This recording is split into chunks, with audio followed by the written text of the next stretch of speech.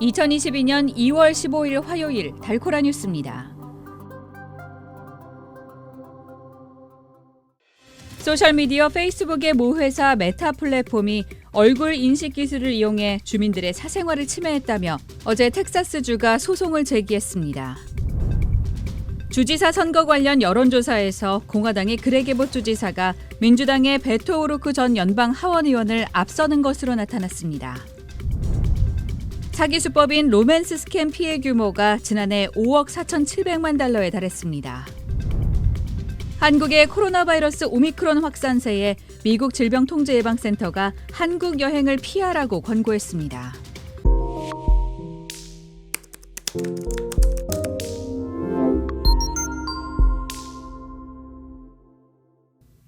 소셜미디어 페이스북의 모 회사 메타 플랫폼이 얼굴 인식 기술을 이용해 주민들의 사생활을 침해했다며 어제 텍사스주가 소송을 제기했습니다.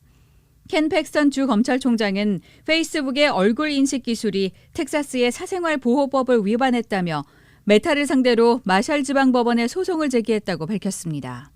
텍사스주는 법원에 수천억 달러의 민사상 과태료를 부과해달라고 요구했습니다.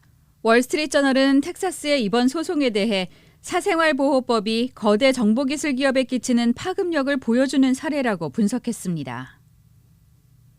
텍사스 주지사 선거 여론조사에서 공화당의 그렉 에봇 주지사가 민주당의 베토 오루크 전 연방 하원의원을 앞서는 것으로 나타났습니다.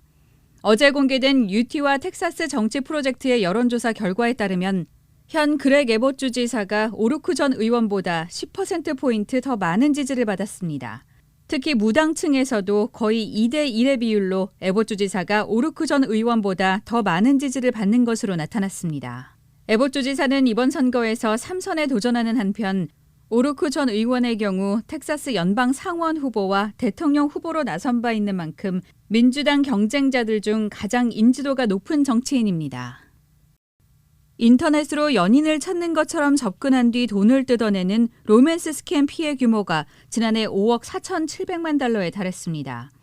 연방거래위원회 FTC에 따르면 지난해 신고된 로맨스 스캠은 5만 6천여 건으로 그 전해보다 무려 80% 늘어났습니다. 피해 액수도 2020년 3억 700만 달러에서 80%나 많아졌습니다.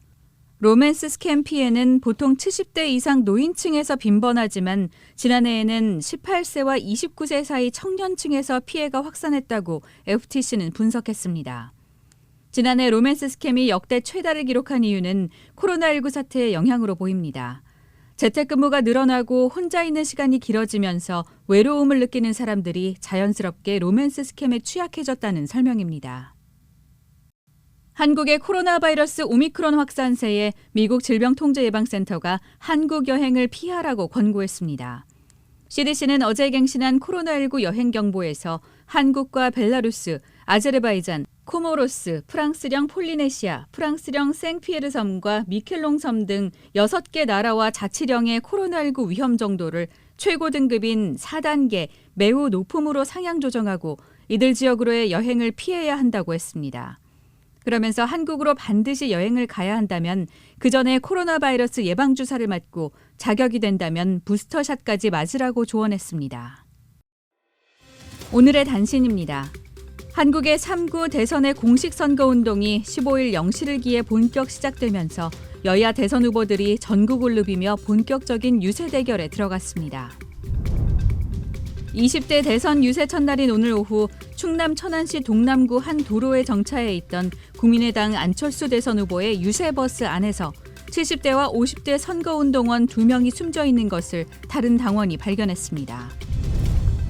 훈련을 위해 우크라이나 접경지대에 배치됐던 러시아군 부대 일부가 복귀를 시작했다고 러시아 국방부가 전했습니다. 우크라이나를 둘러싼 지정학적 긴장이 계속되면서 대표적 안전자산인 금값이 8개월 만에 최고치를 기록했습니다. 지금까지 2월 15일 화요일 달코라 뉴스의 소피아 싱이었습니다.